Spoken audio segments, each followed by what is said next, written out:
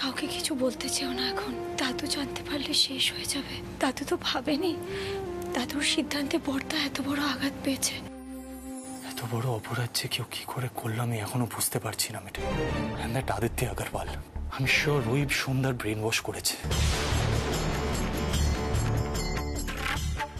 ওই তোমার সিমটা সরিয়ে মাখন মন্ডলকে ইনস্ট্রাকশনসও দিয়েছে।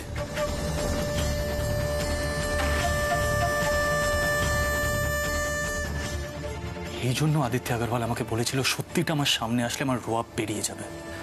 এই জন্য এটাই তো রিভেঞ্জ। তো আমার স্কুল ফ্রেন্ড, তাই ও ভালো করে জানতো যে আমি যখন কারোর সঙ্গে কথা বলতাম না শুধু দাদাই আর সন্ধ্যার সঙ্গেই যোগাযোগ ছিল আমার, আর ও সেটারই সুযোগ নিয়েছে।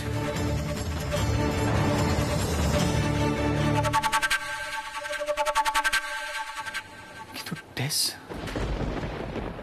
ও তো সবটা জানতো।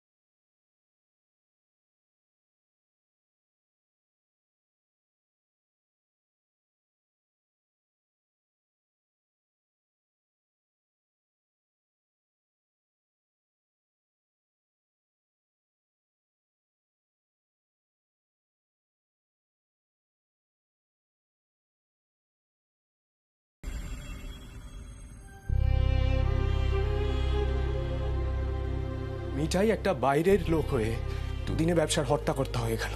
এটা কে করলো? দাদাই। যে দাদাইয়ের জন্য আমি দিনের পর দিন তোর বাবার গালিগালাজ হজম করেছি। এটা ক্রাইম নয়।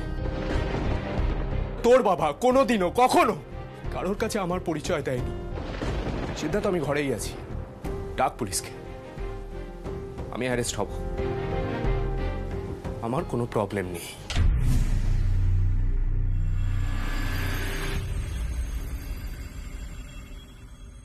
খাবো না, নিয়ে যাও। না খেলে পিত্তি পড়ে, আর দাদু জানতে পারলে সমানে বলতে থাকবে খেয়ে গেলেই ভালো হতো, দাদু ভাই খেয়ে গেলেই ভালো হতো। তুমি শুনলে না আমি কি বললাম? হ্যাঁ, ফোর্স করলে আমার ভালো লাগে না মিঠাই।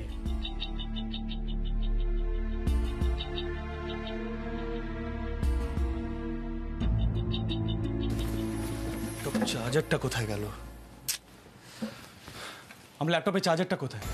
কতবার বলবো জায়গার জিনিস জায়গায় না থাকলে আমার ভালো লাগে না ব্যাপারটা। হ্যাঁ,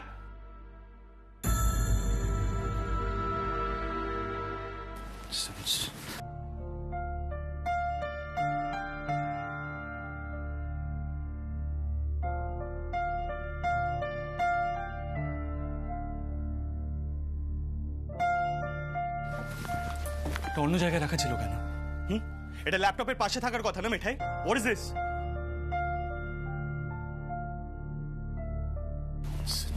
রিডিকুলাস বিহেভিয়ার। কি করছিস কি দাদা ভাই? তুই মিঠাইয়ের উপর অকারণে কেন চেঁচামেচি করছিস?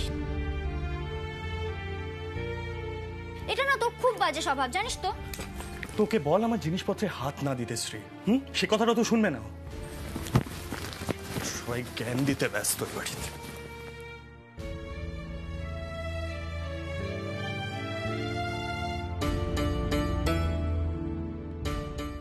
এই যে দাদু ভাই বেরিয়ে যাচ্ছ যে, কিছু তো খেলে না।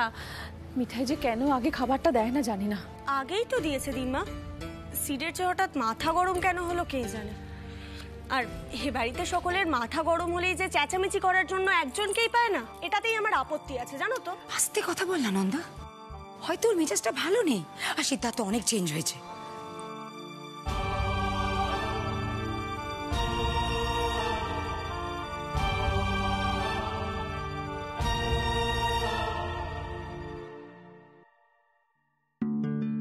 রুমালটা আনলাম না, ওদের উপরেই ফেলে এসছি। দাদা দাদা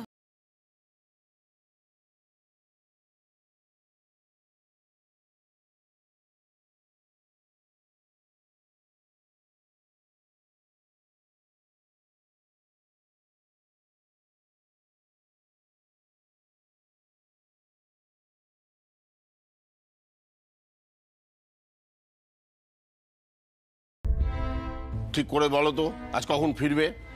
ঠিক জানি না দাদাই, কেন বলো তো?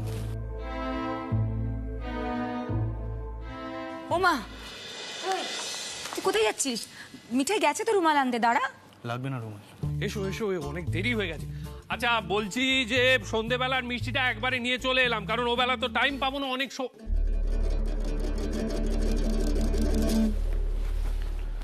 কি ব্যাপার, এত মিষ্টি কিসের? কি ব্যাপার মিষ্টি? ওই তো ও কিছু না, মানে কি হয়েছে বলো তো, ওই ভাবা হয়েছে যে সবাই মিলে আজকে সন্ধেবেলা একটু হাঁড়ি টাড়ি খাওয়া, মিষ্টি টিষ্টি খাওয়া হবে। কেন খাওয়া হবে বলো তো রাজীবদা? মানে সেলিব্রেট করার মতন তো কিছু হয়নি এই বাড়িতে। তো বিচ্ছিরিভাবে আগুন লাগলো, এত টাকা লস হলো, আর তোমরা মিষ্টি কিনে খাচ্ছ। কিছু তো একটা হচ্ছে এই বাড়িতে। What's happening here? কিছু নয়, কিচ্ছু নয়, এমনি একটু মিষ্টি খা। এই তো রুমাল।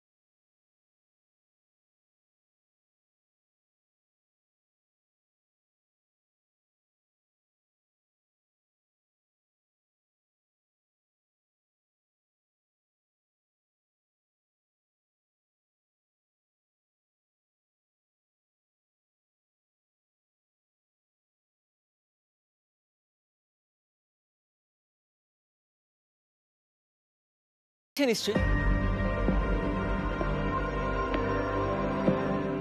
ফোন তুলছে না। এরা কাজের সময় কিছুতেই ফোন তোলে না। কাকা বলছি, বড়দা না একটা জরুরি কাজে বেরিয়েছে, আমাকে বলে গেছে। কিছু করতে হবে বলো না, আমি করে দিচ্ছি। না রে মিঠাই, তুই পারবি না বাবা। ওই ইন্স্যুরেন্স কোম্পানি যে যেতে হবে, কিছু কাজ আছে, তা যাকে আমি ও সামলে নেবো। আমি বেরোচ্ছি মা, তাড়া আছে আমার। আরে রুদ্র, কি ব্যাপার? হ্যাঁ কাকাই, আপনি বেরোচ্ছেন? হ্যাঁ, অ্যাকচুয়ালি ফায়ার ইনসিডেন্ট নিয়ে আরো খবর পাওয়া গেছে। কোথায় বুঝি? সিদ্ধার্থই আমাকে একজনের গাড়ি ক্যামেরা থেকে ফুটেজ জোগাড় করে এনে দিয়েছিল। সিড, একটা দারুণ ক্লু মিস করে গেছি রে। রুডি রুডি রুডি, জি তুই আমার সঙ্গে এখানে, তোর সাথে কথা আছে প্লিজ। মিঠাই, এটা কেমন হলো? কোন গাড়ির ক্যামেরা থেকে ছবি তোলা হলো? দাদাই, ওরা ওই মর্নিং ওয়াকে গিয়ে না ওই সমস্ত কিছু জোগাড় করেছে। আর বলো না বড় জামাই বাবু, দাদু তোমার নাতি তো সবাইকে কম কথা বলতে বলে, এদিকে নিজে না এত বকবক করে। ওই কারখানার ওখানে একটা গাড়িতে ক্যামেরা লাগানো ছিল, তার সাথে কথা বলে কি সব জোগাড় করে পুলিশ দাদাকে দিয়েছে। আর কত কুলু পাওয়া যাবে কে জানে। আচ্ছা বলছি, তোমার নাতিকে বলো, সে তো পুলিশ নয়, সে লটপট চালানোর কাজ করে, সেটাই করুক। রুডি শোন, বলছি তুই আপাতত ইনভেস্টিগেশনটা বন্ধ রাখ, বুঝলি? মানে তুই শোন শোন, পুরো কথাটা শোন।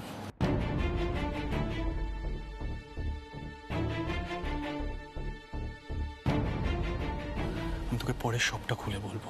It's an honest request, just কোনো কথা বলিস না এই বাড়িতে এই জিনিসটা নিয়ে, ওকে? কি ব্যাপার রুদ্র, কোন ক্লুয়ের কথা বলছো?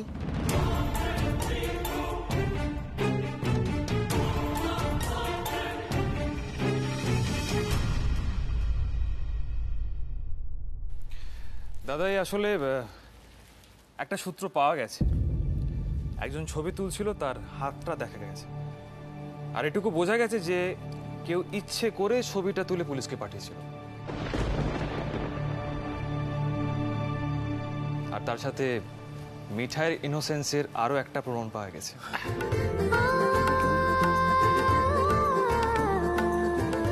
তবে এসব কথা এখন থাক না, আমি মিষ্টির হাঁড়ি দেখতে পাচ্ছি, মিষ্টি পাবো না? নিশ্চয়। আরে খুকি, আরে ওকে মিষ্টি দে, মিষ্টি। এই ওমো তুই বেরিয়ে পড়। তাহলে সব তোমরা খেয়ে ফেলো না। আমি নন্দা, নন্দা এনো রুদ্রকে মিষ্টি দাও, বড় রাজভোগ আছে। শোনো মিঠাই, কেউ যেন কিছু না জানে, হ্যাঁ সেটা খেয়াল।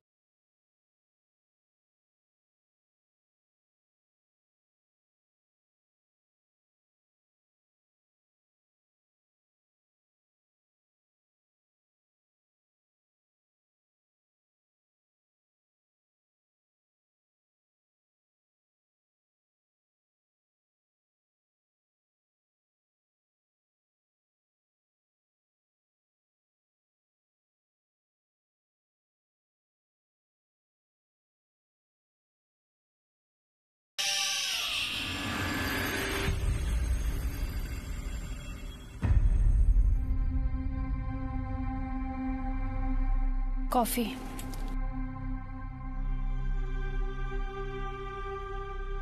এতটা আপসেট হয়ে পড়ো না সন্ধ্যা। দেখো, তুমি এতদিন ধরে তো ইমোশনালি মোদকদের জন্য খাটাখাটনি করে গেছো, বাট তাতে কি তোমার কিছু ভালো হয়েছে? হয়নি তো। আর সেই কারণেই তুমি আমার সাথে যোগাযোগ করেছিলে আমাকে তোমার দলে টানবে বলে। মনে আছে সে কথা? যাকে দেখো, সিড এখনো পর্যন্ত পুলিশের কাছে কোনো ইনফরমেশন দেয়নি, মানে ওই ব্যাপারটা ধামাচাপা করবে। অ্যান্ড থ্যাংক গড আদিত্য আগরওয়ালের সাথেও কোনো কন্ট্যাক্ট করা যাচ্ছে না, ও দেশের বাইরে আছে। আমি উঠি তোরসা। অ্যাটলিস্ট কফিটা তো খেয়ে যাও। দেখো সন্ধ্যা, আমারও মানসিক অবস্থা কিন্তু ভালো নেই, মমও এখানে নেই, তাই বলে কি আমরা এভাবে হেরে যাব বলো? And Sandhya, thank you so much. তুমি সিডের সামনে আমাকে সেভ করেছো, নয়তো সিড আমাকে আরো ঘেন্না করতো। আচ্ছা সন্ধ্যা,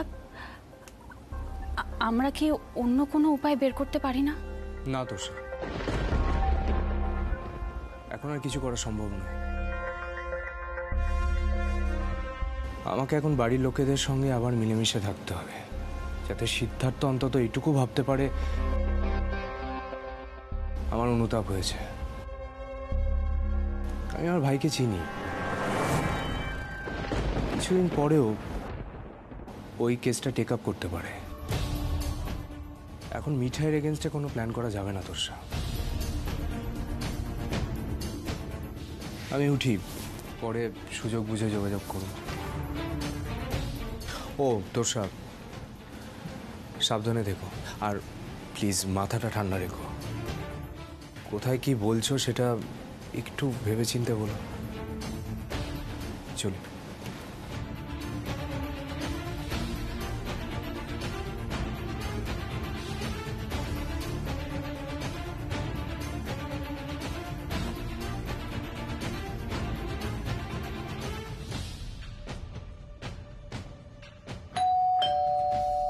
আবার ফিরলো নাকি সন্ধ্যা? আবার কি হলো সন্ধ্যা?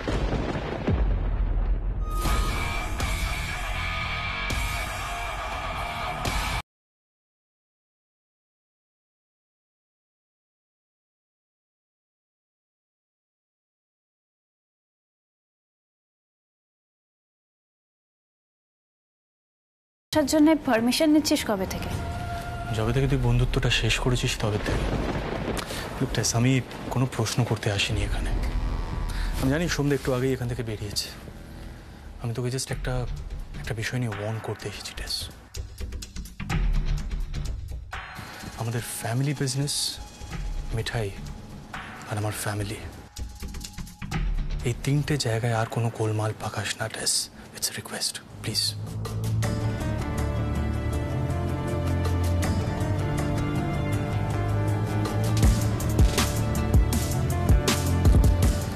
আমি অনেক কষ্টে নিজেকে সামলেছি।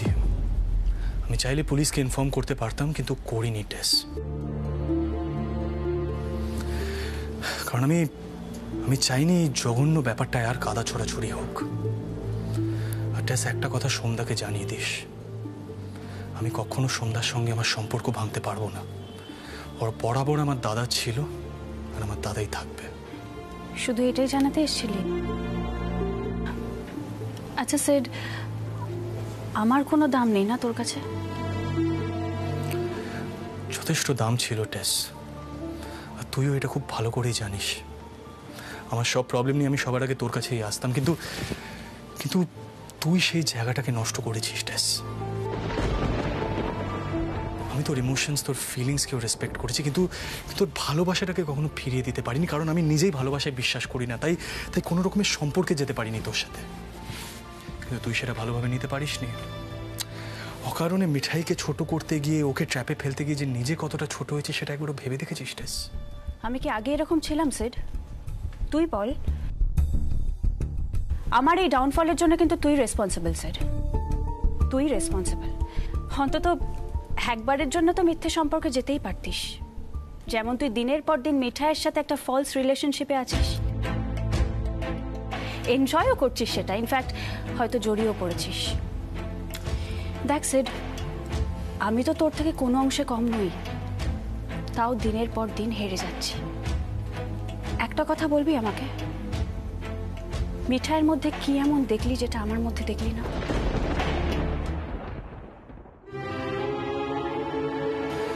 তোর এই স্টুপিড অবজারভেশনগুলোর কোনো উত্তর নেই আমার কাছে, কিন্তু এই প্রশ্নটা তুই করলি আমাকে। মিঠাইয়ের মধ্যে আমি এমন কি দেখেছি যেটা তোর মধ্যে দেখিনি? আনসার ইজ অনেস্টি টেস, অনেস্টি। মিঠাই খুব খাঁটি মনের মানুষ, পিওর হার্টেড।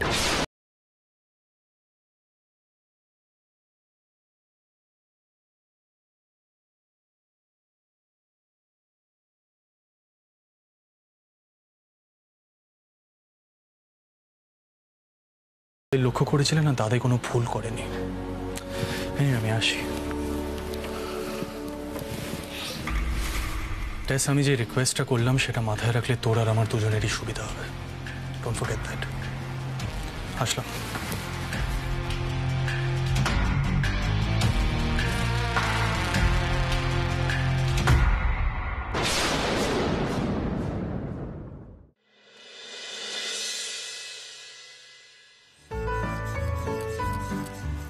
খুকি, সব আয়োজন হলো রে?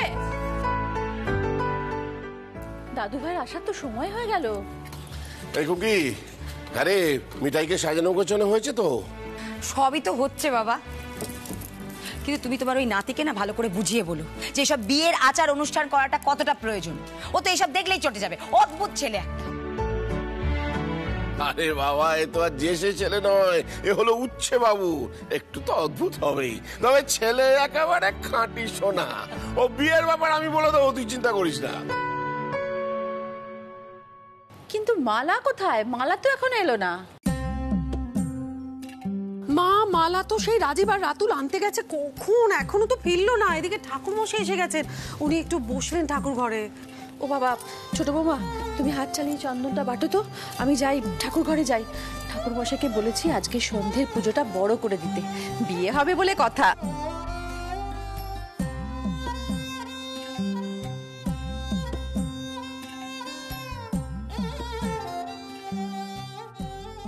আমরা কিন্তু রেডি, মিঠাইকে তৈরি করা হয়ে গেছে। চাপ বাবা, দাদা ভাই তো এখনো আসেনি। তোমরা না বড্ড তাড়া দাও জানো তো, মেকআপটা ঠিক করে করাই হলো না। ছবি টবি উঠবে তো নাকি?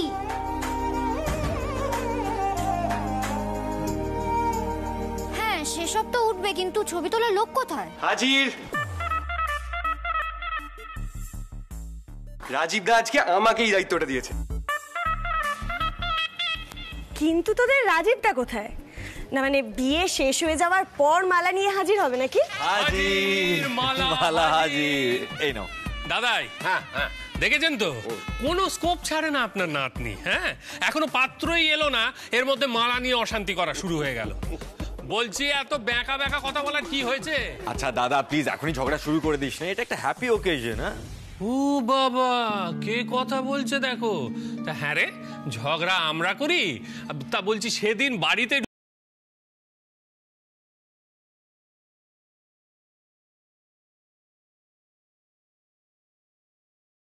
কথা এখন থাক।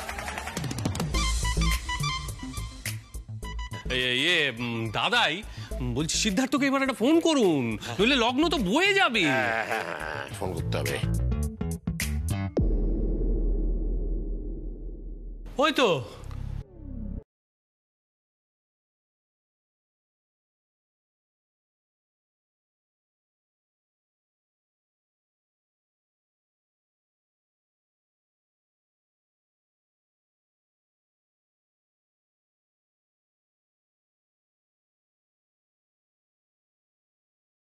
তোমার বিয়ের দাদু ভাই। বিয়ে? সব কি হচ্ছে এখানে? কিসের প্রিপারেশন হচ্ছে? কেন তোমার বিয়ের দাদু ভাই? বিয়ে না মানে আমি বুঝতে পারছি না, হঠাৎ বিয়ের অ্যারেঞ্জমেন্ট হচ্ছে কেন?